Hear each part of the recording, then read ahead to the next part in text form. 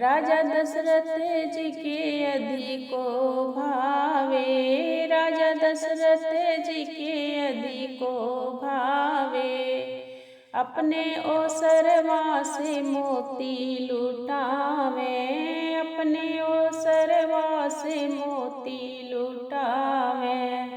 आजू के दिन सबके भावे, आजू के दिन सबके भावे। रानी कौशल्या के अधिको भावे, रानी कौशल्या के अधिको भावे। अपने ओसरवा से कंगना लुटावे, अपने ओसरवा से हरवा लुटावे। आजू के दिन सबके भावे, आजू के दिन सबके भावे।